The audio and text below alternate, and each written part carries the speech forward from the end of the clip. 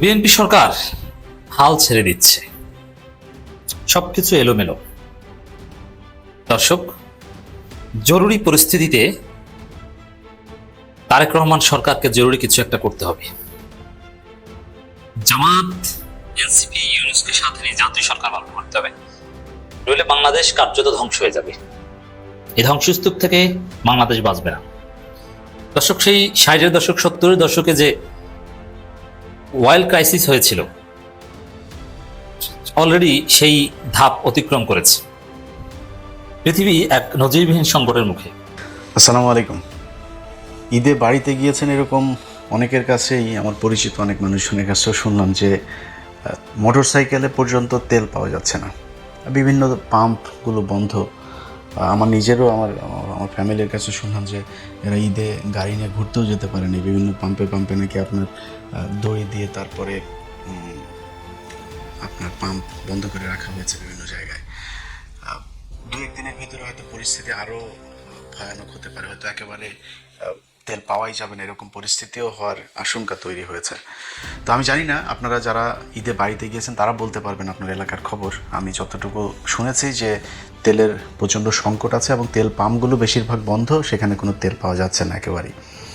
এখন ধরেন এই ভিডিওতে এই কথাগুলো বলছি, বিএনপি ক্ষমতায় এসছে মাত্র ধরেন 1.5 মাস হলো, তো এদেরকে মানে দায় দেওয়ার জন্য বা এদেরকে দোষ দেওয়ার জন্য, এদের কারণে এরকম হচ্ছে এরকম কিছু বলার জন্য না, বরং বিএনপি এটা নিজেদের ঘাড়ে তারপরে নিয়ে তারা বোঝানোর চেষ্টা করছে যে তারা সব দায়িত্ব বিশাল আকারে পালন করছে। এখন দেখেন, আপনি এই যে যোগাযোগ মন্ত্রী রবিউল ইসলাম, রবিউল ভাইরে আমি ভীষণ পছন্দ করি। কোন দিন থেকে জানেন? ওনার একটা টক শোতে আমার মনে আছে উনি সময় ইসলামের মুখের উপরে এইভাবে এই মাইক্রোফোন খুলে তারপরে উনি টক শো থেকে উঠে গিয়েছিলেন, সম্ভবত এই চ্যানেলের ওই প্রোগ্রামটাতেই বোধ হয়, তো আমি ভুল হইতে পারি। যাক, ওই দিন থেকে ওনার আমি প্রচণ্ড ওনার ফ্যান আমি। কিন্তু এই ব্যক্তি মন্ত্রী হইলেন, হওয়ার পরে উনি এসেই চাঁদাবাজি নিয়ে এক বিশাল এক বয়ান দিলেন। চাঁদাবাজি সমঝোতার মাধ্যমে নিলে এটাকে সমঝোতা বলা হয়। ভাই, পৃথিবীর কোন চাঁদাটা সমঝোতার মাধ্যমে? কে কারে 2 টাকা বেশি দিতে চায়? ভিক্ষা ছাড়া পৃথিবীতে কেউই কারোর 2 টাকা বেশি দিতে চায় না, এটা সম্ভব না। এখন আপনি এটাকে নিয়ে তারপরে বলেন আপনি যে এটা নিবেন, এটা আমরাও জানি। আওয়ামী লীগ এতদিন ক্ষমতায় ছিল, আওয়ামী লীগের সময় নিতে আপনারা আগের বার সময় আপনাদের যারা শ্রমিক নেতা আছে, এই যে মির্জা আব্বাস সহ শিমুল বিশ্বাস, যারা যারা এই শ্রমিক এর সাথে আছে, তো এটা তো নতুন কিছু না। কিন্তু আপনার এটারে বলতে হবে কেন যে না ভাই এটা চাঁদা না, চাঁদা এটা নিলে এরকম হইলে চাঁদা, এরকম হইলে চাঁদা না, এটা বলে নিজের ঘাড়ে নিয়ে আসলেন। যোগাযোগ মন্ত্রী হয়েছেন আপনি 1.5 মাস হইল, আপনি মানুষের কাছে সময় চাইতে পারতেন যে ভাই আমরা ক্ষমতায় এসছি মাত্র, আমাদেরকে একটু সময় দেন, একটা ঈদ অন্তত সময় দেন, পরের ঈদে আপনাদের এই ভোগান্তিগুলো যা যা হয়েছে এগুলো আমরা ঠিক করে নেব। কিংবা ধরেন একটা বাস মালিক বা বাসের ড্রাইভার, কন্ট্রাক্টর, তারা বাসের ভাড়া বেশি নিচ্ছে। আচ্ছা, এটা কি এইবার প্রথম? এটা এর আগে নেয় নাই? বাংলাদেশে কবে, কোন দিন ঈদের মধ্যে ভাড়া কম নিয়েছে আমার বলেন? কোনো দিনই কি ভাড়া এই বেশি ছাড়া কখনো কম ছিল বা সমান সমান ছিল? কখনোই ছিল না। আমার সেই ছোটোবেলা থেকে এই পর্যন্ত আমি কোনোদিন শুনি নাই যে ভাই 3 কোটি মানুষের কাছাকাছি এখন ঢাকা শহরে থাকে, তাদের এমনিতে নর্মালি বিভিন্ন সময়গুলোতে মানুষ যখন ঢাকার বাইরে যায় তখনই বাস ভর্তি থাকে। তো 3 কোটি মানুষের মধ্যে যদি 2 কোটি 1.5 কোটি মানুষও যদি যায় একসাথে ঢাকার বাইরে, এই 4-5 দিন একটা মানে এই সময়ের মধ্যে তারা গেলে এমনিতেই এই গণপরিবহনের সংকট হবে, ভাড়া বেড়ে যাবে, মানে যোগান কম হলে চাহিদা বাড়বে, খুবই স্বাভাবিক, এটা কোনো ব্যাপার না। মানুষ এটাতে যায়, এটাতে অভ্যস্ত মানুষ। খুব অতিরিক্ত হয়ে গেলে সেটা হয়তো অনেকের খারাপ লাগে। কিন্তু আপনি কি বললেন? কোথাও কোনো ভাড়া বেশি নিচ্ছে না, কোথাও নাকি আরও টাকা দেওয়া দিচ্ছে, শাড়ি লুঙ্গি গামছা জায়গা টাঙ্গা কিনে দিচ্ছে, এরকমও ফেসবুকে ট্রল হচ্ছে। কেন ভাই, আপনার দরকার কী ছিল যে আপনার ঘাড়ে নিয়ে তারপরে মালিক পক্ষের এই বাসের কন্ট্রাক্টর ড্রাইভার তাদের এই দায়টাও আপনি আপনার ঘাড়ে নেওয়ার দরকার কি? আপনি ভাই পারবেন না সেটাও আমরা জানি, আপনি হয়তো করবেনও না সেটাও জানি, বাট আপনি অন্তত বলতে তো পারতেন যে কঠোর ব্যবস্থা নেওয়া হবে যদি কেউ, এটাই তো বলে আসছে। চেষ্টা করেন, যদি আসলে আন্তরিকতা থাকে তাহলে চেষ্টা করতেন, হইলে হয়তো, না হইলে নাই, মানুষ এমনি যাইতে। এইটাও মানুষের কাছে, বাংলাদেশে মানুষের কাছে একটা ঈদের আনন্দের মতো, যে সবাই গাদাগাদি করে তারপরে যাবে, এই কষ্ট এই পরিশ্রম সব মানে প্রিয় মানুষদেরকে দেখার পরে তাদের সব এই ক্লান্তি তারা ভুলে যায়। এটা বাংলাদেশে খুব স্বাভাবিক একটা ঘটনা। এইটারও আপনারা ঘাড়ে নিয়ে আসলেন। এখন পরিস্থিতিটা যা দাঁড়িয়েছে, মানে আওয়ামী লীগ যা যা করতো আপনারা ওইভাবেই করবেন। কোনো পরিবর্তনের কোনো চিন্তাভাবনা আছে বলে এই সরকারের কাছে আমার অন্তত মনে হয়নি। দেখেন, আপনাদের আজকে যে তেলের সংকট, আপনাদের এই যে $2 বিলিয়ন অলরেডি আপনারা লোন চেয়েছেন, তারপরে সামনে আরও সংকট হবে। এই তেলের দামের কারণে আপনার শুধু তেল না তো, আপনি যেই জ্বালানিগুলো আমাদের বাইরে থেকে আনতে হয়, প্রতিটা জ্বালানির দামই বাড়বে। তো এই যে জ্বালানিগুলো আপনি দামটা বাড়বে, এটাতে প্রতিটা জিনিসের দাম বাড়বে, ইনফ্লেশন হবে, আপনার নতুন করে টাকা ছাপাইতে হবে, বা কি বলে এটা, রিজার্ভ ঘাটতি হবে, সবই হবে। কিন্তু আপনার উচিত ছিল কি? আপনার উচিত ছিল এই সরকারে আসার পরপরই, প্রতিটা মিডিয়া তো আপনাদের নিয়ন্ত্রণে আছে, এটা আমরা 12 তারিখে নির্বাচনে দেখেছি যে আপনাদের চুরি করার সাথে কিভাবে মিডিয়াগুলো আপনাদের তাল মিলিয়েছে।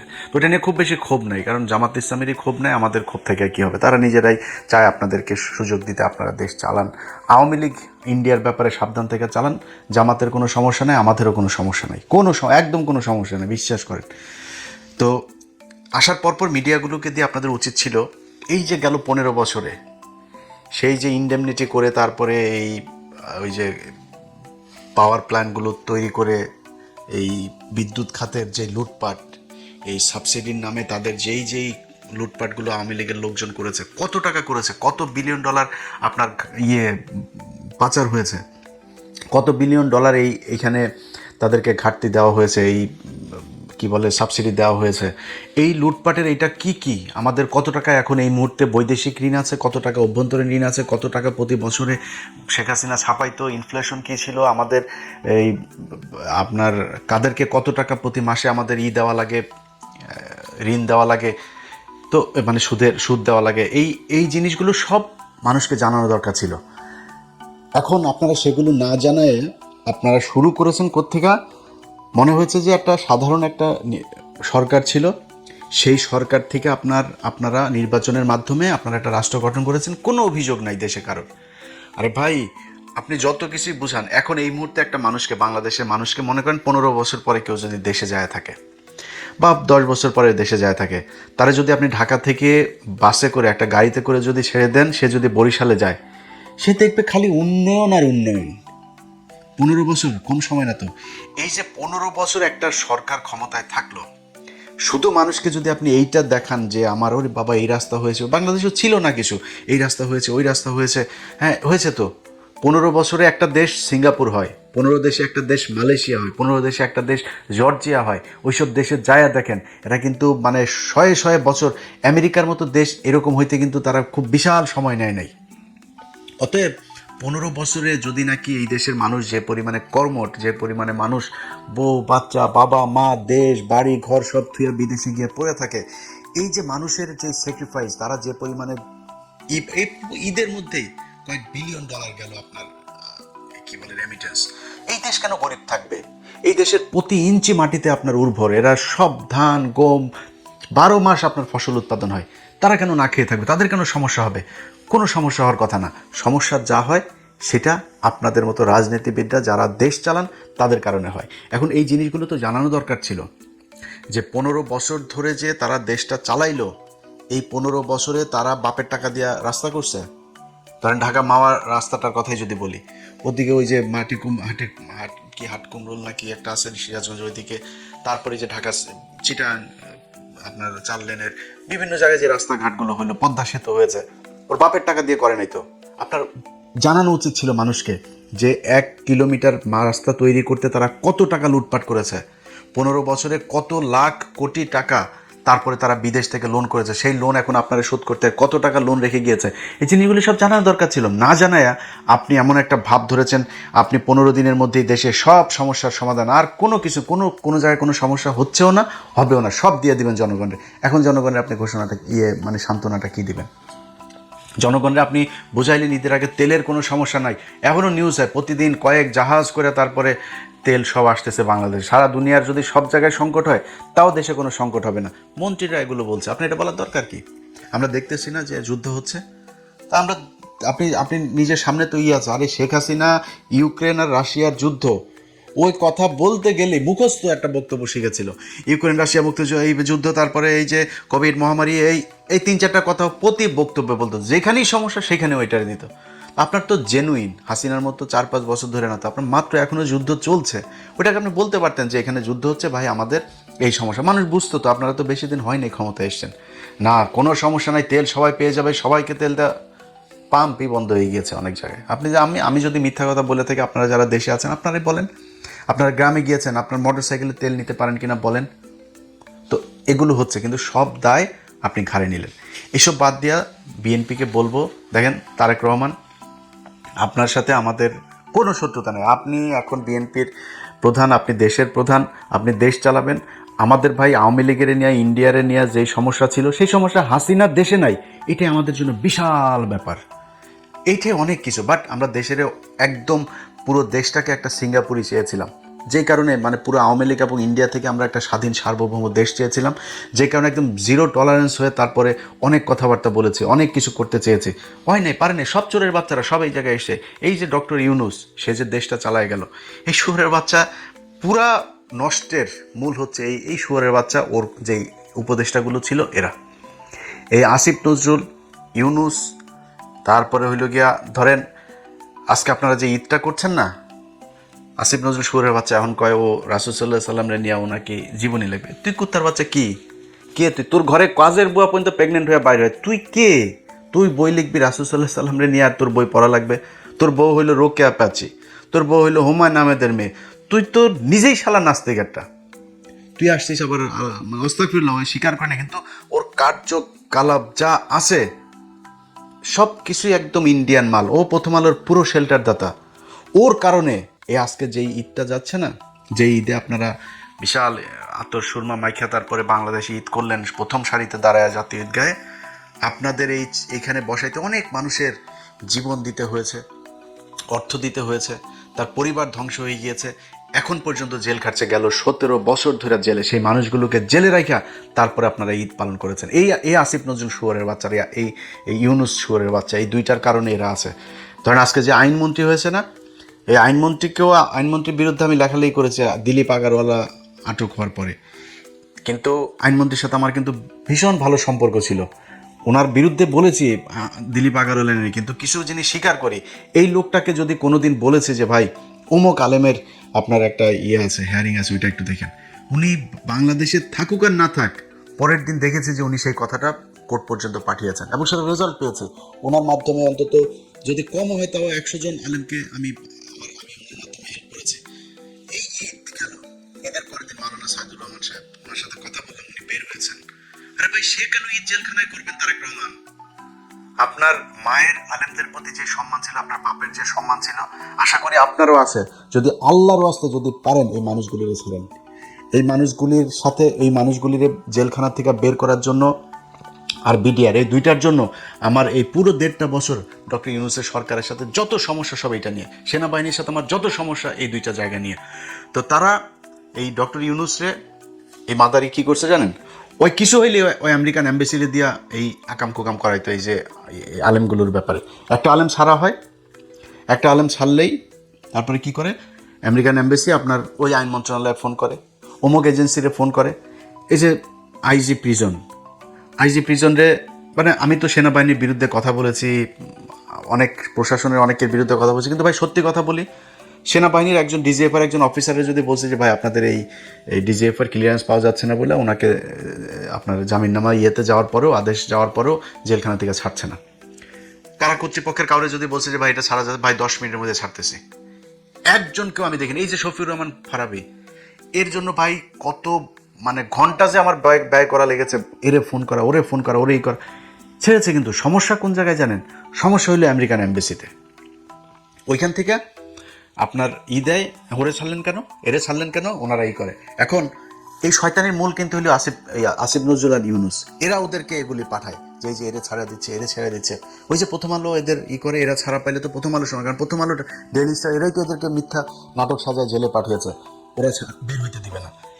ডক্টর ইউনূস যদি আমেরিকান এম্বাসিকে খালি ডাক দিয়া বলতো যে ভাই দেখো, তুমি যে বিষয়টা তোমাকে জানানো হয়েছে এদের ব্যাপারে, এই ঘটনাগুলো সত্যি না, আমাদের দেশে এইভাবে এইভাবে জঙ্গি নাটক সাজানো হইতো, এই দেখো এইভাবে সাজায় তারপরে তারা তাদেরকে জেলখানায় ঢুকিয়েছে।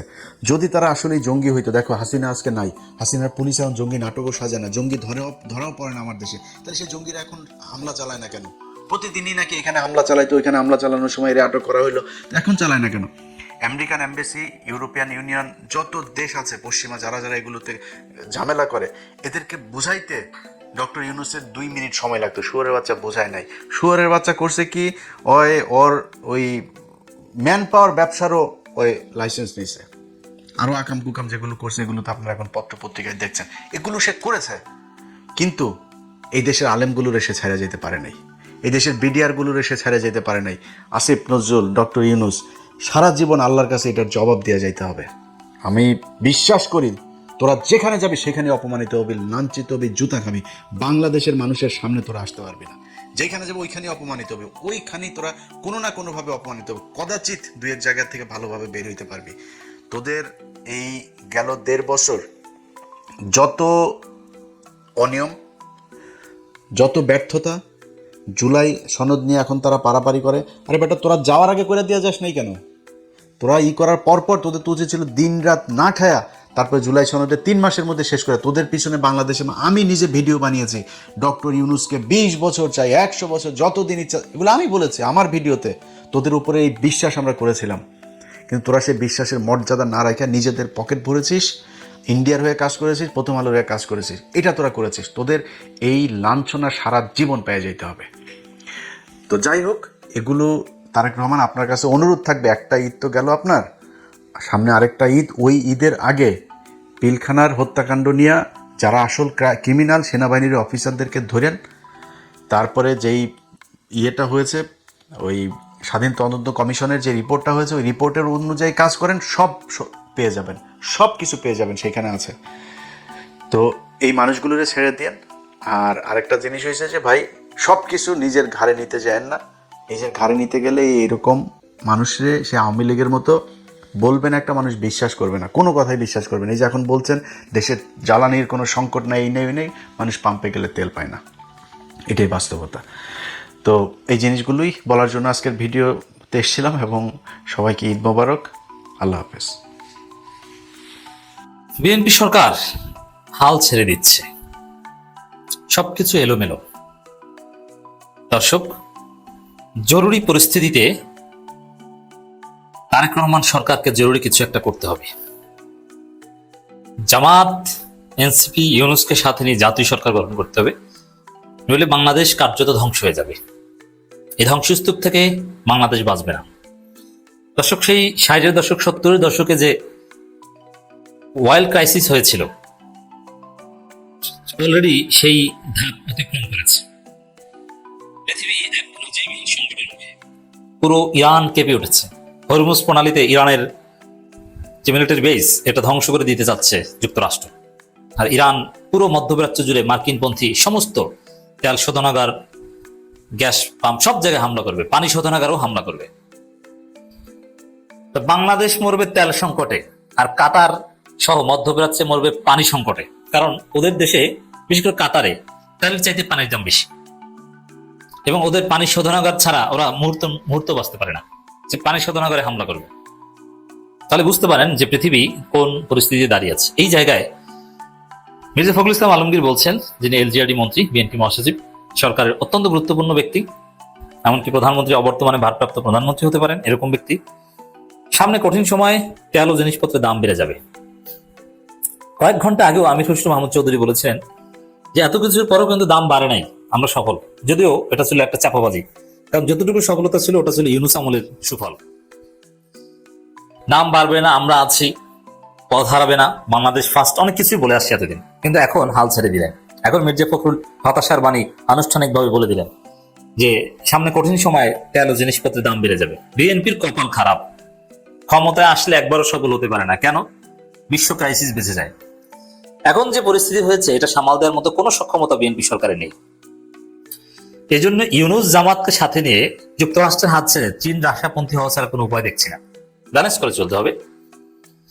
সরকারে 2টা পন্থী থাকবে, বিএনপি আমেরিকা পন্থী আছে, ঠিক আছে, জামাতকে ইউনূসকে সাথে নেওয়া হোক, ইউনূস সবাইকে ম্যানেজ করতে পারবেন, আর জামাত চীনপন্থী রাশাপন্থী এই দিকটা ম্যানেজ করবেন। বাংলাদেশ বেঁচে থাকবে কোন রকম। ভয়াবহ প্রভাবের মধ্যে আমরা হয়তো পড়বো না। নইলে যেখানে সরকার হাল ছেড়ে দেয় সেখানে তো কিছু করার থাকে না। মন্ত্রী বলছেন যে তেল জিনিসপত্রের দাম বেড়ে যাবে, তাহলে বুঝেন যখন আগে ভাগে ঘোষণা দেয় দাম বেড়ে যাবে, কতটা বাড়বে। মানুষ না খেয়ে মরবে। আমি কয়েকদিন যাবত বলে আসছি যে বাংলাদেশ একটা দুর্ভিক্ষের কবলে পড়তে যাচ্ছে। অলরেডি বাংলাদেশে এটা হাসিনার আমলে কখনো হয়েছে? নয় দিগন্তের খবর, যে কোনো সময় বাংলাদেশের সমস্ত পেট্রোল পাম্প বন্ধ হয়ে যেতে পারে। পেট্রোল পাম্প বন্ধ হয়ে যাওয়া মানে কি? পুরো বাংলাদেশ অচল হয়ে যাওয়া, ভয়াবহ বিদ্যুৎ সংকট হওয়া। যারা ঈদের ছুটিতে একটু লেটে বাড়ি যাবেন তারা তো লেটে বাড়ি যেতে পারবেন না, সবকিছু অচল হয়ে যাবে। সরকার হাত করে তাকিয়ে দেখবে, কিছু করার থাকবে না। আর তখন যদি রাজনৈতিক অস্থিরতা থাকে, জুলাই সনদ, স্থানীয় সরকার নির্বাচন, এগুলো নিয়ে ঝামেলা হয়, তখন বিএনপি সরকার এককভাবে টেকার কোনো সম্ভাবনা থাকবে না, নিশ্চিতভাবে ফল করবে। বিএনপি সরকার মন্ত্রীদের প্যান্ট চাইনকে খুলে ফেলবে মানুষ আন্দোলন করে। এই জন্যে এই জুলাই সনদ 1-2 দিনের মধ্যে বাস্তবায়ন করে ফেলেন, মানে পার্লামেন্ট খুললে। তারপরে রাজনৈতিক যত কনফ্লিক্টুয়াল বিষয় আছে এগুলো মেনে তারপরে জাতীয় সভা গঠন করেন, কোনো ঝামেলা যায় না। আরে ভাই, আপনি ক্ষমতা এক্সারসাইজ করবেন, আপনি তো থাকবেনই না। তো দর্শক, বিএনপির মহাসচিব মির্জা ফখরুল ইসলাম আলমগীরের এই বক্তব্যে অশনি সংকেত লক্ষ্য করছি, এবং সারা দেশে পেট্রোল পাম্প বন্ধ হয়ে যেতে পারে। ইরান জুড়ে ভয়াবহ হামলা হয়েছে, এবং জ্বালানি সংস্থাগুলো বলছে যে সারা পৃথিবীতে প্রভাব পড়বে, কেউ রক্ষা পাবে না, ভয়াবহ পরিস্থিতি আসছে। এখানে বাংলাদেশ সবচেয়ে বড় কঠিন পরিস্থিতি আছে। দর্শক, এলজিআরডি মন্ত্রী ও বিএনপি মহাসচিব মির্জা ফখরুল ইসলাম আলমগীর বলেছেন, মধ্যপ্রাচ্যের যুদ্ধটা আমাদের খুব ক্ষতি করছে। সামনে কঠিন সময়, তেলের দাম বেড়ে যাবে, সেই সঙ্গে বাড়বে জিনিসপত্রের দাম, সেগুলো নিয়ে আমাদের আগাতে হবে। আর বিরোধী দলের সাথে কনফ্লিক্ট থাকলে আপনি কিভাবে আগাবেন? অতএব যেহেতু অনিবার্য, কিছু করার নেই। আর এই যে বাড়বে, এটাও বিএনপির দায়। কারণ যদি আমেরিকার করে লাভ দিয়ে বিএনপি সরকার না উঠতো, খলিলুর রহমানদের মতো মার্কিন দালালকে যদি পররাষ্ট্রমন্ত্রী না বানাতো, তাহলে চীন রাশিয়া থেকে আমরা খুব সহজে গ্যাস তেল আমদানি করতে পারতাম, কারণ তাদের কাছে মজুদের অভাব নাই। রাশিয়ায় এত পরিমাণ তেল গ্যাস আছে, এরা বেচার মতো লোক পায় না, অনেক কম দামে বেচে, একদম পানির দামে বেচে। ইউরোপের অনেক ফার্স্ট ক্লাস কান্ট্রি রাশিয়া থেকে ব্ল্যাকে কম দামে তেল কিনে, গ্যাস কিনে, অবৈধ পথে জার্মানি কিনে, আর অনেকে কিনে, বেলজিয়ামও কিনে।